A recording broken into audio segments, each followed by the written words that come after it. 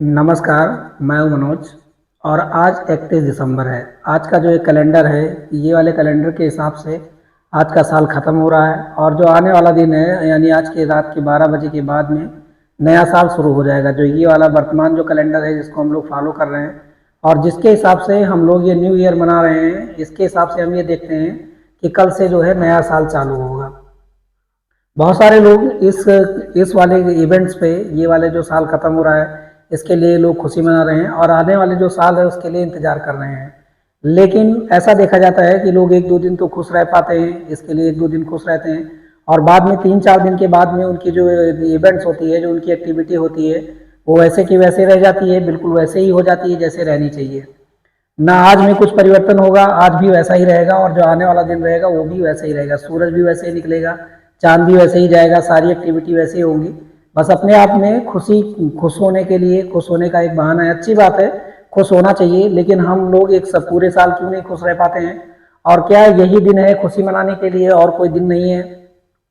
हम इसके कैलेंडर को समझते हैं। वास्तव में आज हम कैलेंडर के इतिहास को समझते हैं और क्या ये कैलेंडर जो हैं वो खुश रहने के लिए बनाए गए थे या अपनी प्लानिंग के लिए बनाए गए थे या किसी और चीज़ के लिए बनाए गए थे? ये कैलेंडर क्यों तैयार किए गए?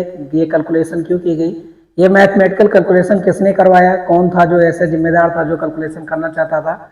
अगर हम ऐसी गणनाएं नहीं करते, अगर हम ये कैलकुलेशन नहीं करते तो हमारा जीवन कैसा रहता और कैसा नहीं रहता? साथ साथ में हम ये भी समझेंगे कि हमें नए साल में, जो आने वाला साल है, उसके लिए क्या करना चाहिए और पुराने साल के लिए जो आज 31 दिसंबर है इसके लिए हमें कौन सी एक्टिविटीज़ करनी चाहिए और क्या क्या प्लान करना चाहिए, क्या क्या सोचना चाहिए। तो आज सबसे पहले हम लोग हिस्ट्री ऑफ कैलेंडर जानते हैं कि कैलेंडर की शुरुआत कैसे हुई, क्यों जरूरत पड़ी इसकी और पुराने समय में इसका यूज जो है किसके लिए करते थे, किसके लिए इस्तेमाल करते थे।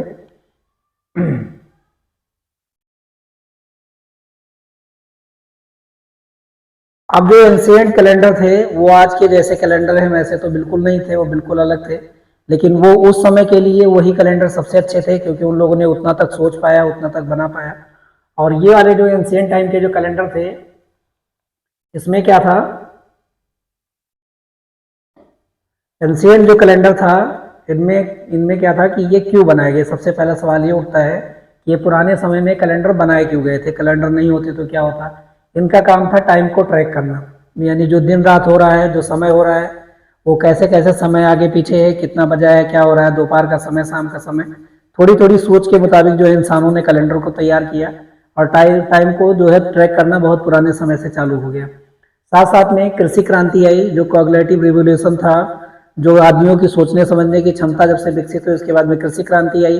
कृषि को मैनेज करने के लिए जो कृषि थी पहले की, वो पूरी तरीके से प्राकृतिक पे थी, यानी प्रकृति पे निर्भर थी। बारिश कब होगी, कब बारिश नहीं होगी, कब गर्मी पड़ेगी, कब सर्दी पड़ेगी, तो इसका आकलन करने के लिए ये कैलेंडर बनाए गए कि किस समय में कौन से सीड बोने पे वो अच्छी फसलें तैयार होंगी, किस समय सीड डालने पे जो है अंकुर नहीं आएंगे, पौधे नहीं होंगे और फसलें बर्बाद हो जाएंगी, और किस समय कैसा मौसम रहेगा। बहरहाल अब आज के दिनों में ऐसा कर पाना, ऐसा समझ पाना बहुत मुश्किल काम हो गया है क्योंकि जो पॉल्यूशन है, पॉल्यूशन की वजह से जो बारिश है, जो आपदाएं हैं, वो अलग अलग समय पे अलग अलग तरीके से आ जाती हैं।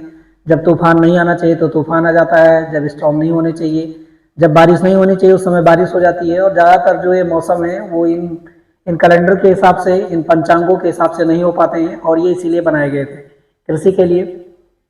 प्लस कुछ तिथियां ऐसी थी जिनको लोग सेलिब्रेट करते थे, सेलिब्रेट करना चाहते थे। कैसे याद रख पाएंगे कि हमारी वो वाली तिथि इसी दिन में आएंगी, हम सेलिब्रेशन कब करेंगे, हमारा जमावड़ा कब होगा, हम कब इकट्ठा हो पाएंगे और कोई त्यौहार कैसे मनाएंगे? इनकी तिथियों को निर्धारित करने के लिए पुराने समय में जो है कैलेंडर बनाए गए। अब जो पीछे के कैलेंडर थे उनका जो आधार था, जो बहुत सारे कैलेंडर अलग अलग जगहों पे अलग अलग कैलेंडर बनाए गए, उनका जो आधार था, अब हम पृथ्वी से क्या देख पाते हैं, क्या समझ पाते हैं? या तो हम दिन रात को समझ पाते हैं कि दिन हो रही है, रात हो रही है, और दिन रात में हम दो चीजों को समझ पाते हैं। या तो हम सूर्य को देख पाते हैं कि सूर्य हमारी तरफ से जा रहा होता है और कभी सूर्य हमारे साथ में प्रेजेंट होता है, या तो हम रातों में चंद्रमा को देख पाते हैं कि या तो चंद्रमा हमारे साथ रहता है या तो नहीं रहता है। तो जितने भी कैलेंडर बनाए गए वो इन्हीं तीनों पर आधारित थे। सबसे पहला जो कैलेंडर था ल्यूनार कैलेंडर था, यानी कि चंद्र आधारित कैलेंडर था, ये वाला चंद्र कैलेंडर था। सोलर कैलेंडर था, यानी जो सूर्य पे आधारित था, जो सूर्य की चाल को देख के, सूर्य को ऑब्जर्व करके जिन लोगों ने गणना की तो सूर्य आधारित कैलेंडर हो गया। और एक ल्यूनी ल्यूनी सोलर कैलेंडर था, क्योंकि सूर्य की गणना करने पे बहुत सारी चीजें ठीक नहीं बैठ पाती थी और चंद्र की गणना करने के बाद में बहुत सारी चीजें ठीक नहीं बैठ पाती थी, तो इसीलिए दोनों को कंबाइन करके जो एक कैलेंडर बनाया गया वो ल्यूनी सोलर कैलेंडर बनाया गया। जो हिजरी कैलेंडर है, जो हिंदू कैलेंडर है वो सौर कैलेंडर भी है, और जो मुस्लिम कैलेंडर है वो ये ल्यूनी सोलर कैलेंडर है। और जो सोलर कैलेंडर है वो पूरी तरीके से जो है सूर्य पे आधारित है, यानी कि सूर्य के चाल पे आधारित है। बहरहाल अभी जो साइंटिस्ट हैं, जो वैज्ञानिक हैं, अभी आगे चल के इस बात का डिस्कशन करेंगे कि अब ये इन कैलेंडरों की बात नहीं हो रही है, एक नए कैलेंडर की बात हो रही है। वो कौन से कैलेंडर है?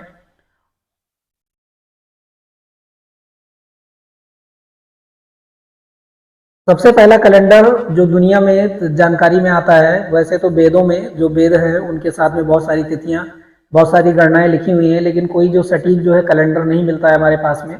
और जो सबसे पुराना कैलेंडर जो दुनिया में दिखाई देता है, जिनको लोगों ने अरेंज किया, वो है इजिप्टियन कैलेंडर। ये 3000 BC के आसपास में ये कैलेंडर बनाया गया, और ये कैलेंडर पूरी तरीके से सोलर था, यानी सूर्य पर आधारित था, सूर्य कैलेंडर था। और इनमें जो दिनों की संख्या रखी गई थी वो 365 रखी गई थी, 365 दिन थे।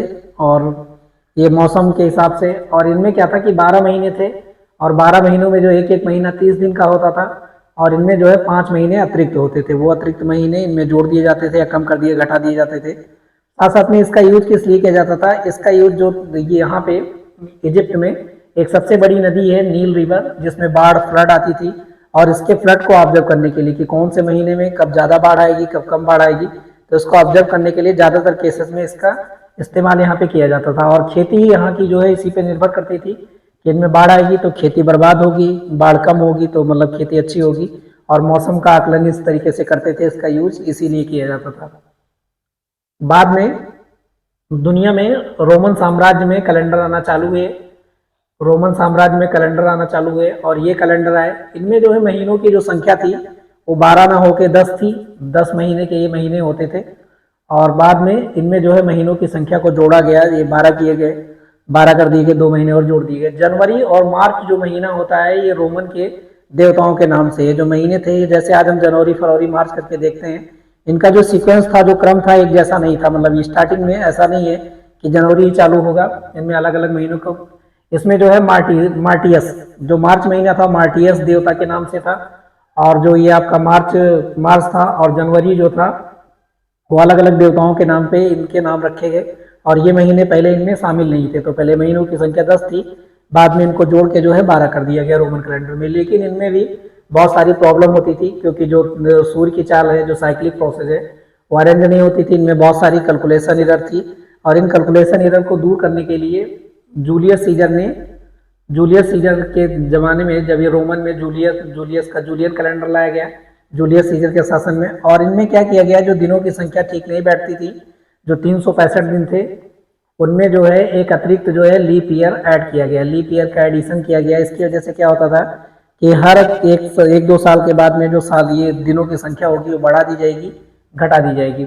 इन कैलेंडर में भी क्या था कि कैलकुलेशन एरर था, क्योंकि जो दिनों की संख्या होती है वो पूरी पूरी नहीं होती है, वो होती है 365.25 के आसपास में, यानी कि जो 6 घंटे एक्स्ट्रा हो जाते हैं एक साल में, 365 दिन होते हैं और 6 घंटे एक्स्ट्रा होते हैं। उसकी वजह से इनमें भी कैलकुलेशन एरर थी, तो ये कैलेंडर भी ज़्यादा दिनों तक नहीं चल पाया, इनमें भी जो है शोधित करना पड़ा, शोध करना पड़ा, और ये भी बदले गए।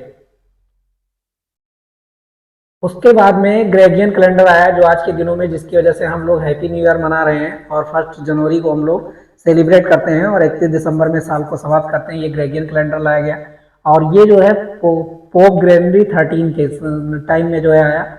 इसमें क्या किया गया, चार साल के बाद में लीप ईयर को जोड़ा गया, यानी 4 साल के बाद में लीप ईयर आएगा। ये पहले निर्धारित नहीं था कि लीप ईयर क्या आएगा, जो एक दिन एक्स्ट्रा हो रहा है 3 साल 4 साल के बाद में, वो कब आएगा, तो इनके टाइम में हुआ। और यहाँ पे एक चीज और जोड़ी गई कि अगर डिवाइड बाई 100 करेंगे, किसी भी साल को डिवाइड बाई 100 करेंगे, तो वो क्या होगा, नॉट लीप ईयर, वो लीप ईयर नहीं होगा। मतलब 4 से तो डिवाइड होना चाहिए, प्लस ये वाला फार्मूला भी फॉलो होना चाहिए।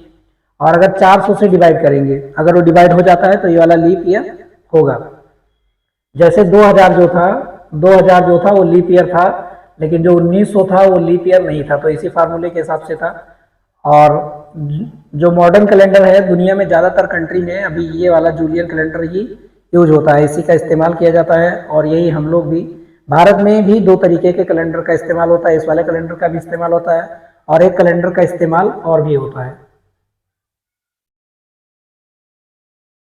अब कैलेंडर का क्या इंपॉर्टेंस है, इसमें क्या है, हम लोग जो है राइट कैलकुलेशन ऑफ टाइम, हम लोग कैलकुलेशन को, टाइम, समय को इन कैलेंडर के सारे जो सही से कैलकुलेट कर पाते हैं। हमें कब अपनी ट्रेन का टिकट कब बुक करना है, हमें ट्रेनें कब पकड़नी है, हमें बस में कब जाना है, हमें आने वाले दिनों में किसी भी अपने मुहूर्त का समय कब निकालना है, इन कैलेंडर के सारे एम तय कर पाते हैं। और हम साथ साथ में मौसम की भी प्लानिंग करते हैं, और एग्रीकल्चर, हमें कौन से मौसम में किस वाले ईयर में ज़्यादा कौन सी फसल की बुआई करनी चाहिए, किस फसल को ज़्यादा पानी की ज़रूरत है, इस बार बारिश कैसी होगी। बहरहाल इसका अंदाज़ा लगाना अभी तो बहुत मुश्किल हो गया है। उसका रीजन है पॉल्यूशन। इसके कारण जो है अंदाजे तो लगाए जाते हैं, लेकिन जैसा सोचा जाता है वैसा हकीकत में नहीं होता है, और उसका रीजन जो है पॉल्यूशन होता है।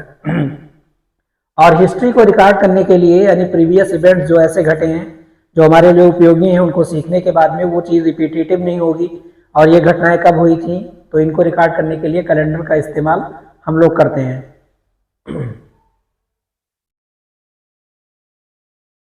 अब कुछ हम इम्पोर्टेंट फैक्ट को जानते हैं, कुछ इम्पोर्टेंट फैक्ट को समझते हैं जो कैलेंडर से रिलेटेड हैं। इम्पोर्टेंट फैक्ट्स वो क्या है, जो दिनों की संख्या होती है, जो साल में जो ये पृथ्वी का जो सन के चारों तरफ जो रोटेशन होता है, 365 दिन ना होके 365.24 मतलब समथिंग करके होता है, जिसमें 6 घंटे 6 आवर्स ज़्यादा होता है, यानी 365 दिन होता है और 6 घंटे ज़्यादा समय लगता है। इसीलिए ये कैलेंडर जो है उनमें लीप ईयर, ये एडिशन और ये एक्स्ट्रा मास वगैरह जो एडिशन करने पड़ते हैं, जोड़ने पड़ते हैं ये वाले कैलेंडर में।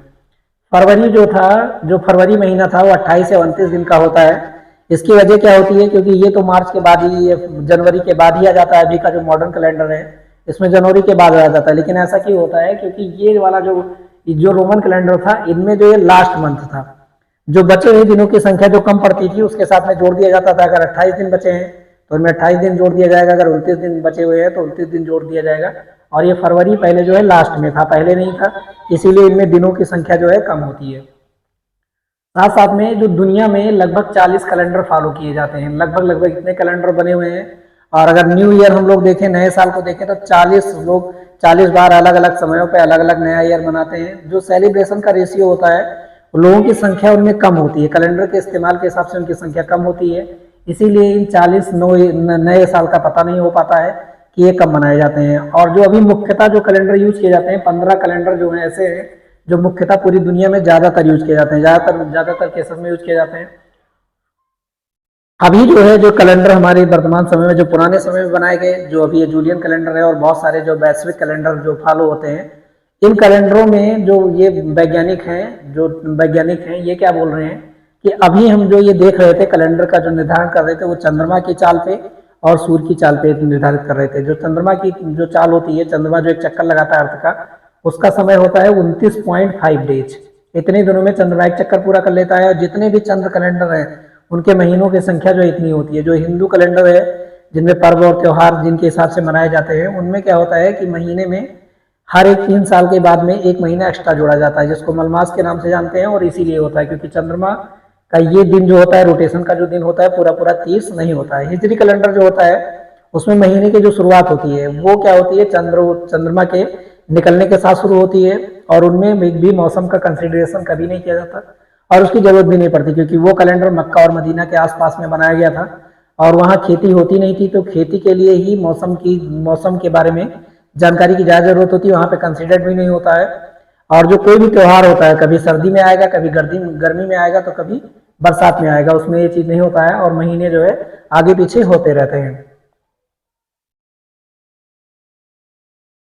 अब हमें जो है क्या करना चाहिए, जो मतलब जो नया ईयर है, जो 2026 आने वाला है, जो आज 31 दिसंबर है, इसके लिए हमें क्या करना चाहिए, हमें क्या करना चाहिए, जो हमने कोई ना कोई प्लानिंग जो है कुछ ना कुछ बनाया होगा कि 2025 में हमारे साथ कैसा रहेगा। हमने 2024 में कोई ना कोई प्लान सेट किया होगा कि आने वाले साल में हम कुछ ना कुछ करेंगे, हम ऐसा करेंगे। उनमें भी हम अपने डायरी नोट, जो हमने डायरी तैयार की है, जो हमने प्लानिंग तैयार की है, हमें उठा के देखना चाहिए कि हम कितना कर पाए हैं और कितनी ज़्यादा मेहनत की ज़रूरत है। यानी कि जितनी मेहनत हमें करनी चाहिए उतना मेहनत हम नहीं कर पाए, इसीलिए हम सफल नहीं हो पाए हैं। अगर हम कर लिए हैं और हमें और अच्छा करना है तो हमें उसका आकलन भी करना चाहिए कि हमने कैसे कैसे करके किया था, किस चीज़ के लिए हमने कितना टाइम दिया था, तो हम इसमें इतना अच्छा कर पाए थे। जो अपने प्लानिंग है, पिछले वाले प्लानिंग को हमें पढ़ना चाहिए, रीड करना चाहिए। ये रीडिंग करने का दिन है। और जो कैलेंडर होते हैं प्लान करने के लिए होते हैं, वो खुशी मनाने के लिए तो ठीक है, हम 365 दिन खुश हो सकते हैं, लेकिन ये प्लानिंग का मामला है और इन कैलेंडर के हिसाब से, तारीख के हिसाब से, समय के हिसाब से हमें प्लान करना चाहिए और उन पर काम करना चाहिए, एक्शन लेना चाहिए। साथ साथ में हमें इस साल में एक नई डायरी परचेज करनी चाहिए, नई डायरी खरीदनी चाहिए और उनमें लिखना चाहिए कि हम अगले आने वाले साल में हमें अपनी प्लानिंग कैसे रखनी है, जिन कामों को हम अभी नहीं कर पाए उनको हम बेहतर करके कैसे कर सकते हैं और आने दिनों को कैसे हम लोग खुशी कर सकते हैं, हैप्पीनेस बना सकते हैं। हमें प्लान तैयार करना चाहिए। साथ साथ में जब ये नया साल आता है तो बहुत सारे लोग बाहर घूमने के लिए निकलते हैं। भारत के ज़्यादातर हिस्सों में अभी सर्दी का मौसम है और रास्ते दिखाई नहीं दे रहे हैं, लोगों के विजिबिलिटी नहीं है और ऐसे सर्दी के मौसम में लोग बाहर निकल जाते हैं। बहुत सारे लोग नहाने के लिए निकल जाते हैं, बहुत सारे लोग पहाड़ों के टूरिज्म पे निकल जाते हैं और यहाँ जाने के बाद में उन्हें बहुत सारी दिक्कतें होती हैं। तो जहाँ भी जाएं वहाँ सोच समझ के जाएं और अपनी पूरी तैयारी के साथ में जाएं। बहुत सारी इंसिडेंट हो जाते हैं, बहुत सारे इंसिडेंट होते हैं और वो लापरवाही, बहुत ज़्यादातर इंसिडेंट जो होते हैं वो अचानक में हो जाते हैं और लापरवाही के कारण भी होते हैं। क्योंकि क्या होता है, उनके पास में वहाँ की वो जो जाने वाली जो नई जगह होती है वहाँ के बारे में उनके पास जानकारी नहीं होती है। जहाँ पे वो नहाने जाते हैं उसके नहाने के बारे में उनके पास में वो कितना गहरा है, कितना डीप है, उनके बारे में जानकारियाँ नहीं होती है। उनके साथ में खुशी के साथ में उनके साथ में बहुत सारे दुख भरे दिन आ जाते हैं। तो इन चीज़ों को भी लोगों को गौर करना चाहिए, देखना चाहिए। और खुश होने का मतलब ये नहीं है कि अपना बहुत कुछ खो देना, खुशी को भी लिमिटेड रखना चाहिए, लिमिट में, और खुशी को एक दायरे में होके ही खुश होना चाहिए। खुशी की भी एक सीमाएं होती हैं, ज़्यादा खुश होना भी अच्छा नहीं होता है। आज के लिए इतना ही, मिलेंगे अगले वीडियो में एक नई टॉपिक के साथ में, तब तक के लिए जय हिंद।